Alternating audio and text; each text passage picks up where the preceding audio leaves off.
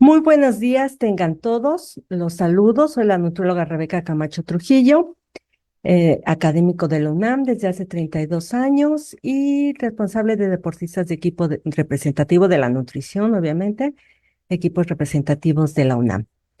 También desde hace 32 años, que desde que entré, pues me dediqué justamente a atender a los deportistas de equipo representativo de la UNAM y aquí he estado, lo cual pues siempre me ha gustado muchísimo. También participo como académico en la especialidad de medicina del deporte y actividad física y en la especialidad de enfermería de cultura física y deporte y pues en cursos o en charlas como estas. Entonces es un placer estar nuevamente con ustedes. Para este año va a ser la última charla de este año porque pues ya el próximo martes es festivo y entonces ya no vamos a transmitir. Y por eso fue que puse todos estos motivos navideños en esta charla, aunque no tengan que ver directamente con de lo que vamos a hablar, pero bueno, quise ponerla con motivos navideños. Y entonces, pues vamos a hablar de un tema que es proteínas vegetales y animales.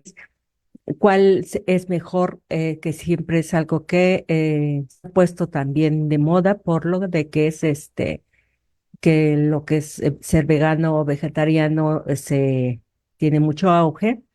Y por el otro lado también empezó a tener mucho auge lo del paleolítico que enfoca más un poco a comer carne. Entonces, la dieta paleo, quiero decir, o la dieta vegana. Entonces, pues vamos a hablar porque siempre encontramos ahí datos que nos dicen que unos sí son mejores o no son mejores que otras, y pues lo que nos interesa, sobre todo en estas charlas, que es el deporte, es ver si va a ser importante para la síntesis de proteína muscular, finalmente, que es lo que en el deportista es lo que nos va a interesar. Aunque ya sabemos que las proteínas pues tienen más funciones que nada más, que no exclusivamente es la síntesis de proteína muscular, y vamos a mencionar algunas, recordar algunas de sus funciones, pero pues lo que nos interesa, sobre todo aquí en lo que es la nutrición del deporte, pues es la síntesis de proteína muscular. Muy bien, entonces vamos a recordar algunos conceptos, recordar algunas definiciones en relación con las proteínas y los aminoácidos, porque ya eso es de lo que vamos a estar hablando. Y entonces recordar qué son. Las proteínas son moléculas grandes y complejas que desempeñan muchas funciones básicas en el cuerpo. Lo que vemos ahí en la imagen es una proteína que, si ven, pues cada hilito que se vería ahí es la cadena de aminoácidos que después se tuerce, se pliega y hace caer hilitos y después hace toda esta madeja, ¿no? Se va formando, entonces sí son moléculas muy grandes y complejas. Esta es una enzima, tirosinasa, y pues es una molécula muy, muy grande, ¿no? O sea, ahí lo que son los carbonos, pues no se ven, que luego les presento ahí los carbonos en las imágenes, pues aquí no se verían porque es muy, muy, muy grande esta molécula. Y realiza la mayor parte del trabajo en las células, dentro de las células o en las células, en la pared celular. Ya sabemos que la pared celular contiene proteínas en la pared y entonces desde ahí es algo importante y va a estar presente pues en todas las células y son necesarias para la estructura, función, regulación de tejidos y órganos del cuerpo, para muchas funciones. ¿Qué funciones podemos resaltar? Bueno, como anticuerpos, los anticuerpos se unen a partículas extrañas específicas como virus, bacterias para ayudar a proteger nuestro cuerpo. Como enzima, las enzimas son proteínas que llevan a cabo casi todas las miles de reacciones químicas que ocurren en las células de nuestro cuerpo. Todas las reacciones químicas están dirigidas o realizadas por enzimas. También ayudan con la formación de nuevas moléculas, leyendo la información genética almacenada en el ADN. también tiene una función mensajera, al igual que algunos tipos de hormonas. No todas las hormonas son proteínas, pero hay hormonas que son proteínas. Las proteínas mensajeras transmiten señales para coordinar procesos biológicos entre diferentes células, tejidos y órganos. Y aquí y nos ponen ahí como la hormona del crecimiento. Como ejemplo, estructural, estas proteínas brindan estructura y aporte a las células a mayor escala. También permiten que el cuerpo se mueva, como la actina, que forma parte de las fibras musculares, y va a ser pues justamente ahí la función de los músculos. Transporte y almacenamiento, estas proteínas se unen y transportan átomos y moléculas pequeñas dentro de las células y por todo el cuerpo, y aquí nos ponen de ejemplo la ferritina, ¿no? Que obviamente, como lo dice el nombre, pues lo que va a transportar o almacenar es el hierro o fierro. Muy bien, entonces estas son algunas de las demás funciones que tienen en el cuerpo, que es, la estructural es lo que pensaríamos que nos interesa, la síntesis de proteína muscular, pero ya sabemos que tienen muchas, muchas otras funciones. Y las proteínas están hechas entonces de aminoácidos. Las proteínas están formadas por cientos o miles de pequeñas unidades más pequeñas llamadas aminoácidos que se unen entre sí en largas cadenas, ¿no? Ahí, por ejemplo, las luces que tenemos a la izquierda, son las luces, si pensáramos que cada una de ellas es un aminoácido, y obviamente el aminoácido está compuesto, ahorita vamos a ver su estructura por átomos de carbono, tiene nitrógeno, oxígeno, hidrógeno, etcétera. Y entonces se van uniendo así como estas cadenas, como si fueran las luces. Y así como las luces, ahorita si ya están quienes ponen su árbol o decoran su casa con luces, pues ahorita a lo mejor están hechas unas madejas horribles que hay que desenredar, y así son las proteínas, ¿no? Se van enrollando sobre sí mismas. Primero es la línea de luces, cada luz sería un aminoácido, y después se van enrollando sobre sí mismas y después hacen una madeja enorme, una pelota que no podemos desenredar. Entonces, más o menos se enredan las proteínas. Claro, todas tienen una estructura muy específica, no se enredan al azar como las luces de Navidad, pero sí, así para darnos una idea.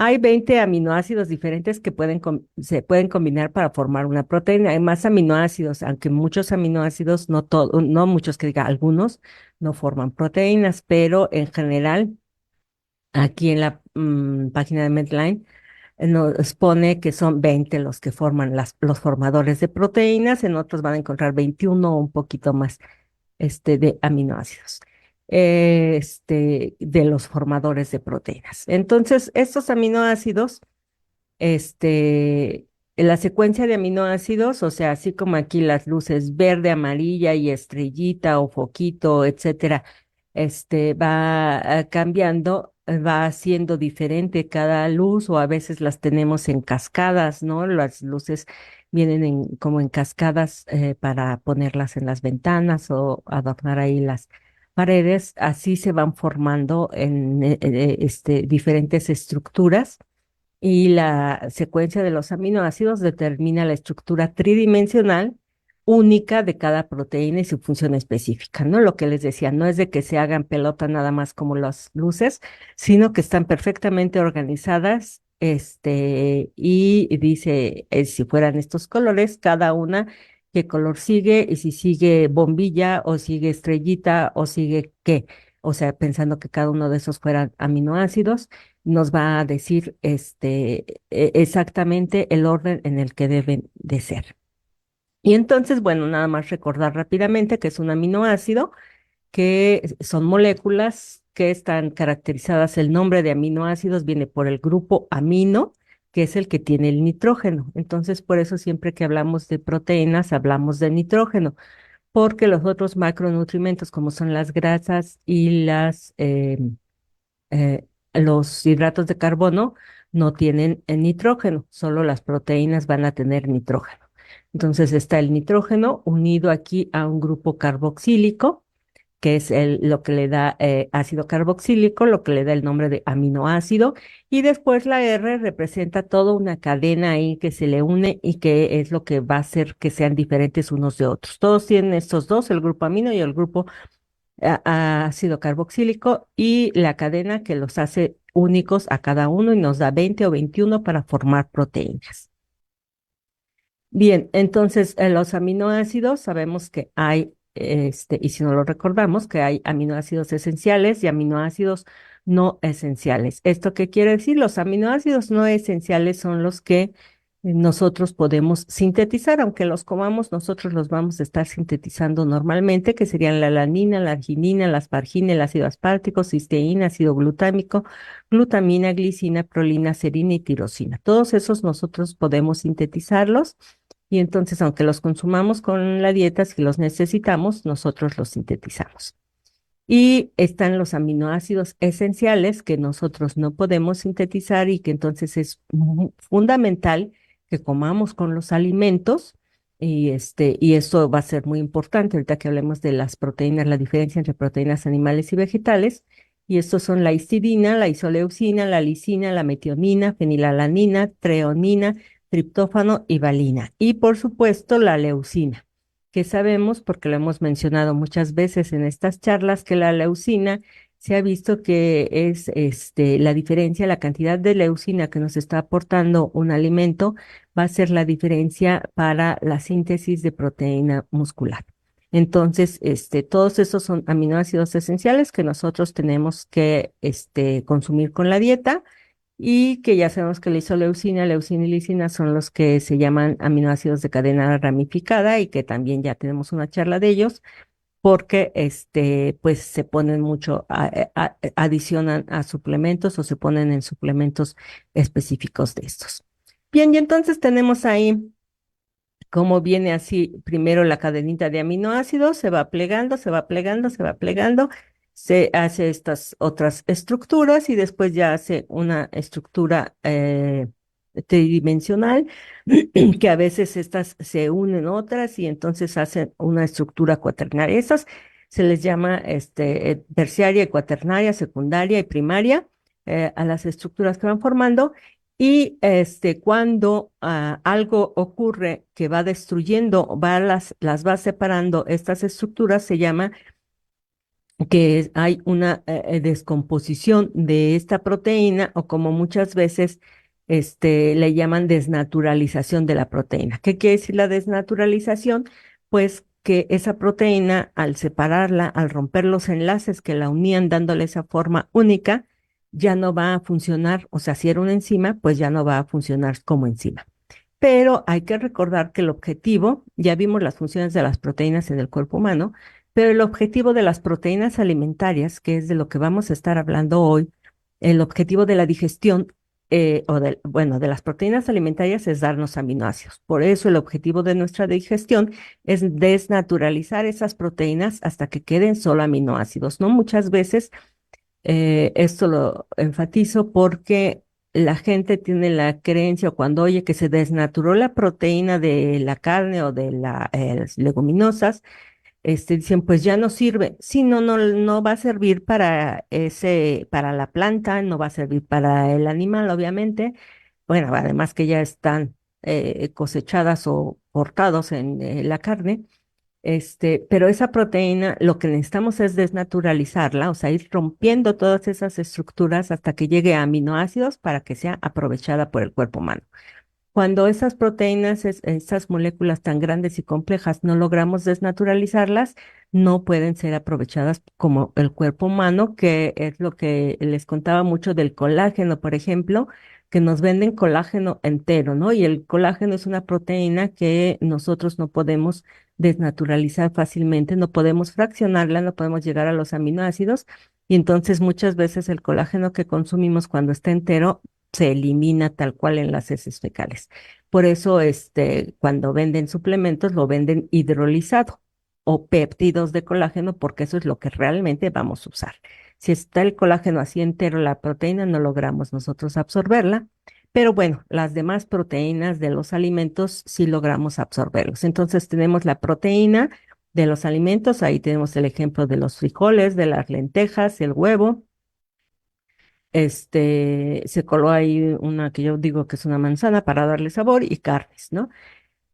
Y entonces en el cuerpo humano empieza el proceso de digestión, empieza desde en la boca, desde que masticamos y cortamos o fraccionamos, maceramos todo lo que estamos comiendo para aumentar la superficie de contacto y que las enzimas digestivas, que son proteínas, las enzimas digestivas, esas enzimas vayan y destruyan más químicamente. Primero lo hacemos físicamente con los dientes y con las muelas y después químicamente esas enzimas van a llegar a destruir todos esos pequeños enlaces hasta llegar a aminoácidos, ¿no? Y eso va a pasar ayudados con el jugo gástrico en el estómago, con lo que por eso es tan ácido, el pH va a ayudar a todo eso, que es lo que pasa, por ejemplo, cuando le ponemos limón a un huevo y vemos que cambia, ¿no? De color, es justamente el ácido y empezó a desnaturalizar la proteína del huevo. Y ya después en el intestino va a seguir la digestión con más enzimas digestivas y se van a empezar a absorber los aminoácidos. Entonces, todo esto es desnaturar la digestión, es desnaturar las proteínas para llegar a aminoácidos y la cocción, el agregar, como ya dijimos, limón o todas las técnicas culinarias, el cortarlas, el agregar ablandadores, por ejemplo, en el caso de la carne y demás, todo eso nos va a servir para ir desnaturalizando o predesnaturalizando la proteína para que nosotros podamos digerirla más fácilmente. Entonces, la cocción nos ayuda muchísimo porque nos va a ayudar a desnaturalizar más fácilmente la proteína. Es como la proteína del huevo, que es una proteína enorme y cuando comemos un huevo crudo, muchas veces así enterito, bueno, la proteína, la albúmina de huevo, se va a eliminar en las heces fecales porque no se absorbió, no logró romperse, no logramos desnaturalizarlo. Y entonces estar comiendo huevo crudo no es la mejor opción para obtener proteínas. Es mejor el huevo que esté bien cocido, además por higiene, eh, por posible contaminación con salmonela, pero es importante que el huevo esté cocido porque eso nos va a ayudar a que esté predigerido y más fácilmente podamos nosotros seguirlo destruyendo la proteína hasta llegar a aminoácidos, que es lo que vamos a absorber. Y ya cuando absorbemos esos aminoácidos en el intestino, pues ya van a ir a la sangre, al hígado y a los músculos, que es lo que nos interesa ahora, y es donde vamos a formar entonces sí nuestras propias proteínas, ¿no? Entonces ahí por eso el ejemplo ese deltoides se va a formar con los aminoácidos que le dieron la carne, pero no va a pasar directamente, bueno, la carne o el huevo o los frijoles, no va a pasar directamente de los frijoles ahí a pegarse, perdón, a pegarse al deltoides, ¿no? Entonces, todo esto, pues, es muy importante recordarlo por lo que vamos a seguir viendo. Entonces, vamos a comparar la proteína vegetal, con la proteína animal, ¿sí? Vamos a compararlas y sobre todo, pues vamos a ver sus diferencias. ¿Cuáles son las diferencias? Y ahí al encontrar las diferencias vamos a ver las ventajas que pueda tener una sobre la otra. Entonces, las diferencias podríamos resumirlas de cuatro formas. A mí me gustó esta organización para organizar nuestras ideas. Lo primero es el valor biológico de las proteínas. Vamos a hablar del valor biológico de las proteínas y ver, entonces, cuál es la diferencia entre las de origen vegetal y las de origen animal.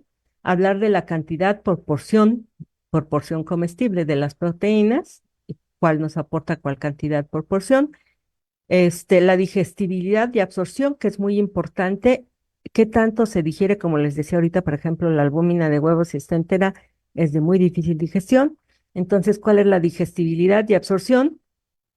Y otros nutrimentos que las acompañan, porque como es importante, y al final lo vamos a llegar a las conclusiones, que estas proteínas no vienen solas, ¿no? No podemos, a menos que sea un suplemento que solo trae la proteína, vienen en alimentos y entonces al venir en los alimentos traen otros nutrimentos, tanto macronutrimentos como micronutrimentos y también la cantidad de kilocalorías que nos dan por porción. Entonces, eso es importante al momento de decidir qué es lo que vamos a elegir este, eh, para pensar si unas pudieran convenirnos más que otras. Entonces, primero vamos a hablar del valor biológico de las proteínas y la síntesis de proteína muscular, ¿no? Que es lo que nos ha interesado.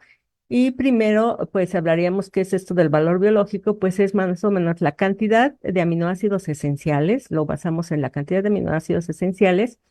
Y lo primero que dice la propaganda, por ejemplo, de la espirulina, perdón, la propaganda de la espirulina, lo primero que nos dice es, tiene todos los aminoácidos esenciales. Sí, todas las proteínas vegetales o animales tienen todos los aminoácidos esenciales, pero lo que nos va a importar es la proporción que tienen entre ellos.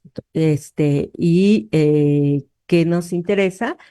Pues que sea una proporción de acuerdo a los que tenemos, a como los tenemos en nuestro cuerpo. Si nuestras células, nuestras proteínas, nuestras propias proteínas tienen más triptófano, pues nos interesa que la proteína que vamos a comer tenga más triptófano, ¿no? Que es un aminoácido. Entonces, eso es lo que nos va a interesar que esta proporción, no nada más que tenga todos, porque todas van a tener todos los aminoácidos esenciales, tanto de origen animal como de origen vegetal, sino la proporción que de ellos nos van a aportar.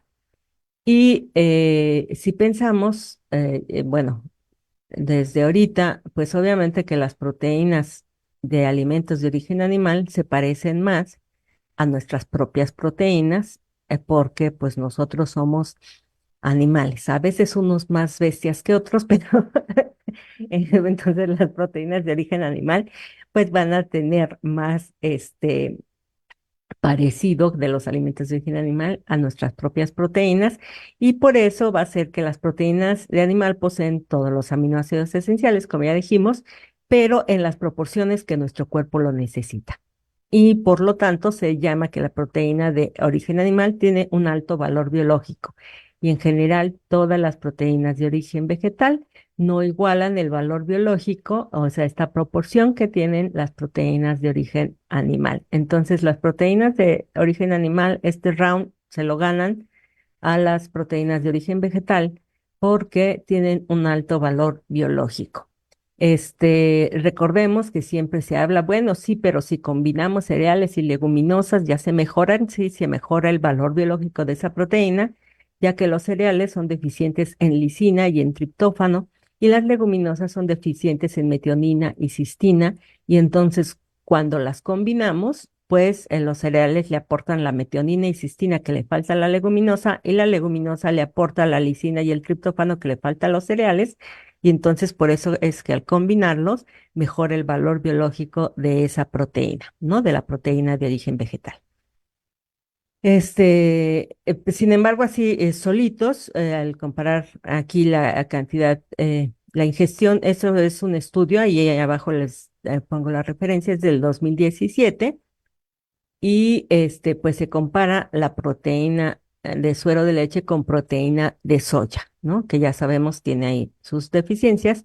Y entonces la ingestión de proteína de suero de leche que contiene una alta proporción de aminoácidos, del aminoácido de cadena ramificada leucina, que les decía es el que nos hace toda la diferencia, y el suero de leche tiene gran cantidad de leucina resultó en un aumento de síntesis de proteína muscular, el cual fue significativamente, perdón, mayor que el logrado con un preparado de proteína de soya, ¿no? Entonces, al tener esta diferencia, sobre todo en leucina, entre la leche, el suero de leche y la proteína de soya, pues se vio que realmente se lograba un mejor resultado con el suero de leche al compararlo con la soya como tal.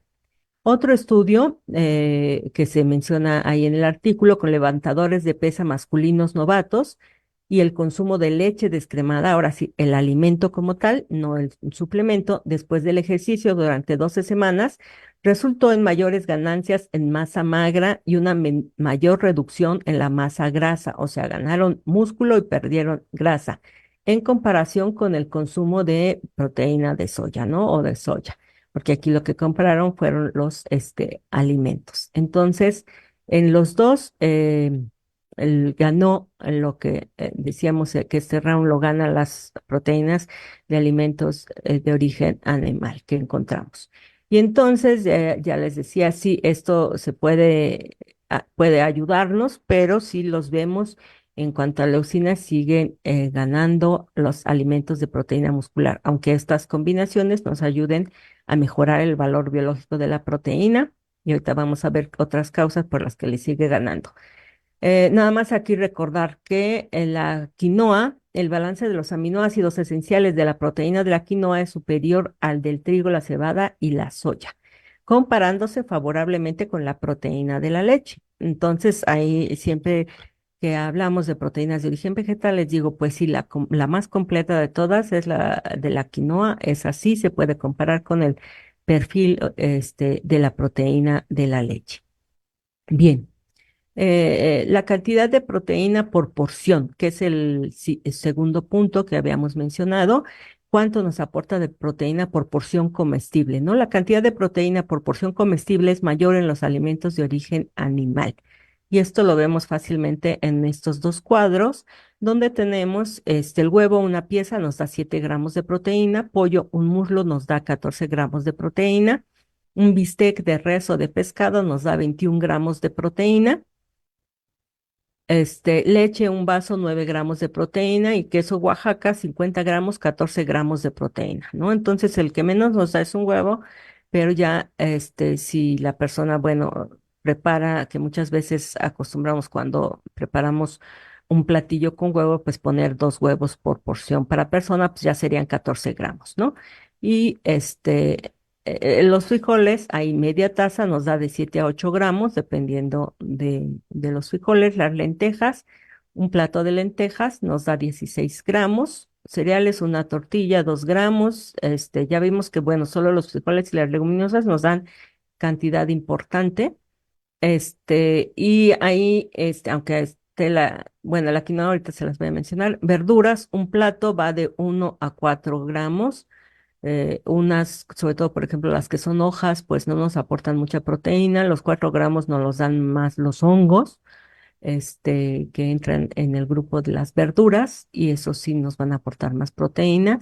4 gramos. Las oleaginosas, que es de lo que hemos estado hablando mucho últimamente, nueces, pistachos, cacahuates o almendras, nos dan 10 por 10 gramos, que es muy poquito, son 3 gramos de proteína. Digo muy poquito porque recuerdo que las bolsitas de cacahuates son de 60 gramos. Entonces, 10 gramos, pues es ahí unos cuantos. La sexta, dividimos la bolsita en 6 y entonces ya nos da 3 gramos. Y eso va a ser importante, van a ver al ratito. Entonces, ahí compararlos ya unos con otros, ya no en los cuadros por separado, la leche quedamos que 9, el queso de 14 a 21, 100 gramos de queso, dependiendo del queso. Mientras más agua tenga, pues menos proteína va a tener por peso, por 100 gramos, huevos 7 gramos y carne en general 21 gramos por 100 gramos por un bistec de 100 gramos. Y las leguminosas nos dan de 7 a 8 gramos por media taza. Igual nos podemos comer una taza completa y ya son 16 o 14, pero no llegan a lo que sería un bistec, que ya nos da 21 gramos.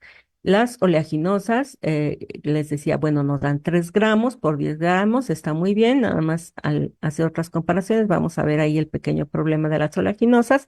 Y la quinoa, en estricto 20 gramos de quinoa, que es una porción comestible, más o menos media taza, serían 2,8 gramos de proteína. Entonces, todavía se queda por debajo de las oleaginosas. Y al seguir comparándolas, pues hay que ver, entonces, bueno, este round vemos que por porción comestible sí nos aportan más proteínas, perdón, los alimentos de origen animal. Entonces, este round igual lo ganaron las proteínas de alimentos de origen animal.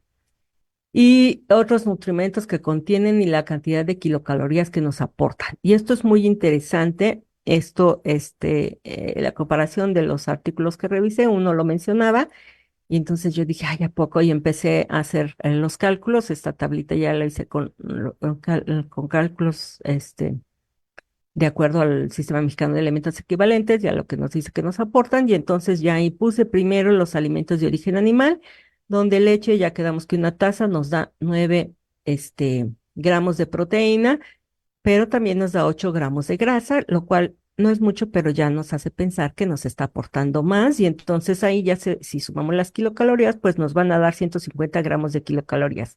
La leche descremada, que hay desde cero grasa hasta con 4 gramos de grasa, nos aporta la misma proteína y el mismo calcio, pero con menos kilocalorías porque tiene menos grasa, ¿no? Esto es con un promedio de 2 gramos. Se calcularían las 95 kilocalorías. El huevo, una pieza, 75 kilocalorías, nos da 7 gramos de proteína y 5 gramos de grasa. Que muchas de esas grasas son muy útiles porque son vitaminas liposolubles que vienen en el huevo. Y el bistec promedio de aquí de 90 gramos nos da 225 kilocalorías, 21 gramos de proteína y 15 gramos de grasa. Esto es promedio, porque sabemos que, por ejemplo, si es de pechuga de pollo, pues es mucha menos grasa. Esto baja mucho y bajan entonces las kilocalorías, pero deja el promedio al que no se le han quitado todas las grasitas. Y entonces nos daría 15 gramos de grasa, no de preparación, sino la grasa que ya trae la carne, ¿no? Obviamente también si es pescado, pues esto disminuye mucho o además es grasa buena y disminuyen las kilocalorías, ¿no? Por eso puse aquí un bistec promedio de res que sí contiene grasa, nos va a dar esta cantidad de energía por esta cantidad de proteínas. Y entonces los alimentos de origen animal, para poder compararlos, los comparé contra los 21 gramos de proteína del bistec, que es una porción comestible, ¿no? Y entonces así van a ver, nos queda claro esto de cuántas kilocalorías y qué macronutrientes nos aportan.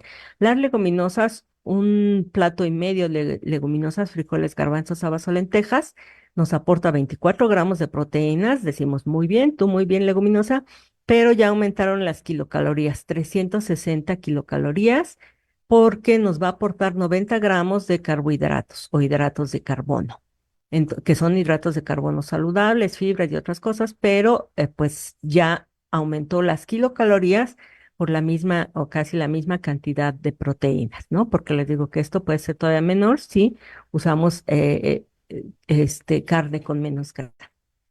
La tortilla para los 20 gramos de 21 gramos de proteínas que nos da el bistec, necesitaríamos, para obtener 20 gramos de proteína, 10 tortillas. Entonces tendríamos que comernos 10 tortillas para obtener 21 gramos de proteína, que serían 700 kilocalorías, que es mucho más de lo recomendable para una comida, una sola comida, y además, pues comer solo 10 tortillas, pues como que no es muy bueno y nos dan 150 gramos de hidratos de carbono, obviamente.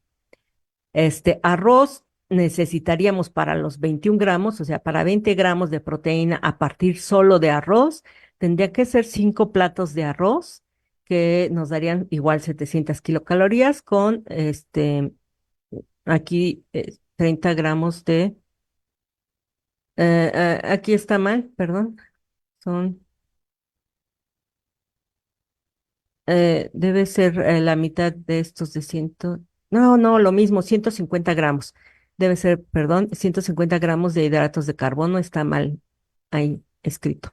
Frutas no nos aportan proteínas, entonces ni siquiera entra en esta competencia. Nos aporta una pieza en promedio 160 kilocalorías con 40 gramos de hidratos de carbono saludables. Verduras, 10 tazas de verduras en promedio necesitaríamos comer para los 20 gramos de proteínas, 10 tazas de verduras, ¿no? Que por eso les digo, a veces cuando llega aquí gente vegetariana, en realidad no se están comiendo ni el plato y medio de leguminosas siquiera y se comen unas 3 tazas de verduras al día y creen que con eso ya lo hicieron. Y pues no, realmente su dieta queda muy baja en energía, muy baja en proteína, muy baja en todo. Entonces serían 10 tazas de verduras, no nos da tantas kilocalorías, 10 tazas de verduras porque no tienen tantas kilocalorías, y ahí sí 50 gramos de hidratos de carbono. Y en oleaginosas, en cacahuates, nueces, etcétera, tendrían que ser 70 gramos, que les digo, una bolsita de cacahuates es de 60 a casi siempre, las pequeñas, y entonces tendría que ser un poco más para darnos 21 gramos de proteína, pero nos está dando 490 kilocalorías. O sea, es muchísimo con 35 gramos de grasa. Estos, serían 7 cucharaditas de aceite, ¿no? Entonces, 7 cucharaditas de aceite, pues ya es mucho.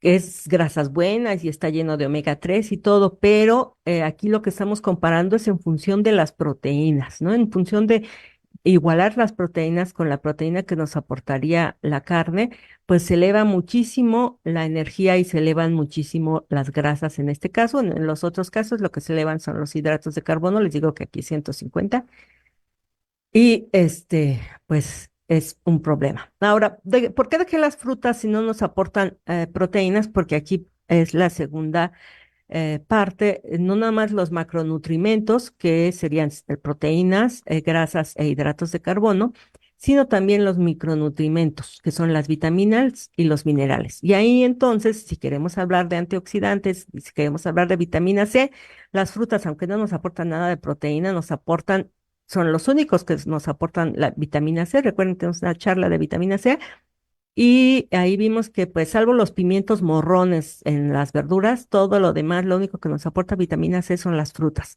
Entonces, por más que estos nos den proteínas y nos den toda la proteína del mundo, no nos dan vitamina C. Y entonces las frutas, aunque no nos den nada de proteína, nos da vitamina C y la vitamina C es necesaria para construir cualquier proteína de músculo, hueso, tendón, tejido cicatrizal, el colágeno que es una proteína, los anticuerpos que son proteínas, todas las enzimas van a necesitar de la presencia de vitamina C para poder sintetizarse.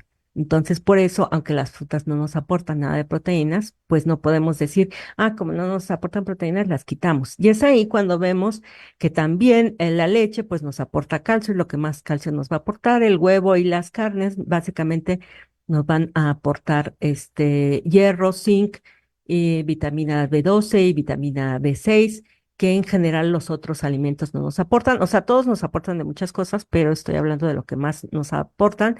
Las leguminosas, pues sobre todo hidratos de carbono saludables y fibra,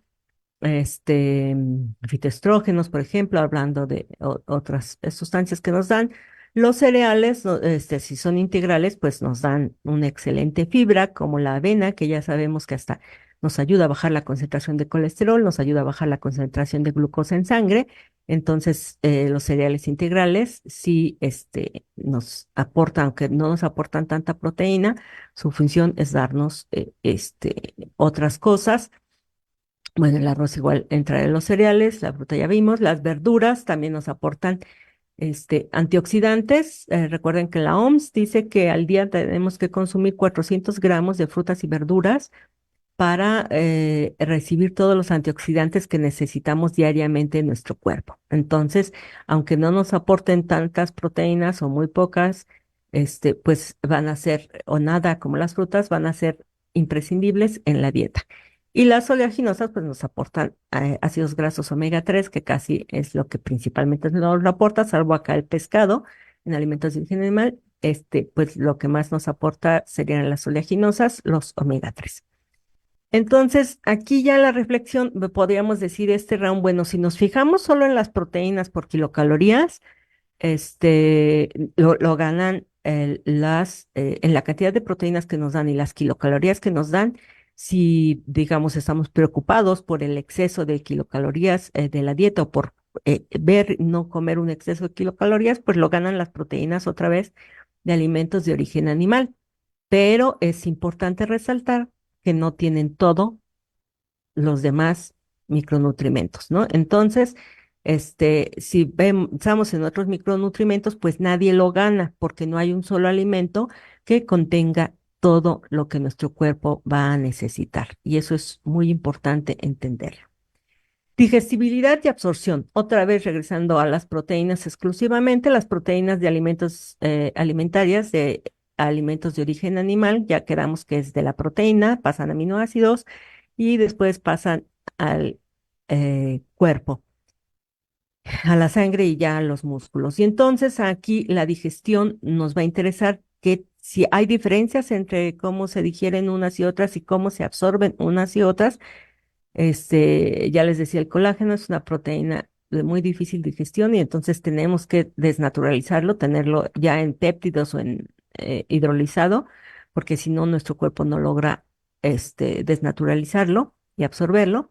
Y entonces la digestibilidad y absorción de las proteínas contenidas en alimentos de origen animal es mayor que las provenientes de alimentos de origen vegetal. Entonces, otra vez este round lo ganan las proteínas de alimentos de origen animal porque su digestibilidad y absorción de sus aminoácidos o de proteínas va a ser mucho mayor que las de alimentos de origen vegetal y entonces pues va a ser mejor. Conclusiones. ¿Qué conclusiones podemos sacar de todo esto? Bueno, las proteínas de origen animal tienen un mayor valor biológico, que es la proporción de aminoácidos esenciales que nos aportan, más gramos de proteína por porción comestible, ya lo vimos, mejor digestibilidad y absorción de esas proteínas, o sea, al transformar los aminoácidos, entonces esos rounds los ganan las proteínas de origen animal, menos kilocalorías por gramo de proteína en general también. Pero aquí les puse una estrella roja porque, bueno, no muchas nos aportan grasas saturadas, aunque tampoco en grandes cantidades, ¿no? Porque depende, ya les dije, por ejemplo, el pescado, el pollo sin piel, pues realmente la leche descremada, los quesos descremados, pues nos aportan muy pocas grasas saturadas y también muy poco colesterol. La leche nos aporta muy poco colesterol, 35 gramos por vaso, miligramos, perdón, mientras un huevo sí nos aporta 230 miligramos por vaso, por huevo. Entonces, pues sí, algunas nos aportan, pero en general podemos decir, bueno, sí, nos aportan más grasas, saturadas, algunas, y colesterol, pero también hay versiones bajas en grasa que, pues, finalmente son, bastante elegibles para una dieta saludable. Y todos ya vimos que aportan nutrimentos diferentes a las proteínas de origen vegetal y entonces eso es muy importante porque la conclusión sería que, bueno, si hablamos estrictamente de proteínas, los rounds los ganan los alimentos de origen animal, pero no nos aportan tampoco todo lo que necesita nuestra dieta. No podemos decir nuestra dieta la vamos a hacer solo de alimentos de origen animal, no. Si fuéramos leones, a lo mejor sí, pero recuerden que somos de los pocos animales, los seres humanos, los cobayos, que no sintetizamos vitamina C, los demás animales sí sintetizan vitamina C, los carnívoros en general sintetizan su propia vitamina C, nosotros no y por eso tenemos que comer frutas. Entonces, la mejor dieta es la que incluye todos los grupos de alimentos en las cantidades adecuadas, ¿no? Porque ya vimos, si nos comemos para igualar en puras proteínas un bistec en las nueces, pues es demasiada grasa, ¿no? Porque serían 7 cucharaditas de grasa. Pero si nos comemos los 10 gramitos de diarios de nueces, pues vamos a tener omega 3 para toda la semana. Igual, las frutas no nos dan nada de proteína, pero nos dan todos los antioxidantes del mundo, miles de antioxidantes, y son las únicas que nos dan vitamina C a nosotros. Y entonces la mejor dieta es la que incluye todos los grupos de alimentos en las cantidades adecuadas. La bajé de esta, la presentación es de esta página, que no siempre se los pongo. Y pues felices fiestas a todos. Nos vemos, espero, el próximo año. Hasta luego. Gracias a la producción que todo este año nos apoyó y nos vemos el próximo 2024.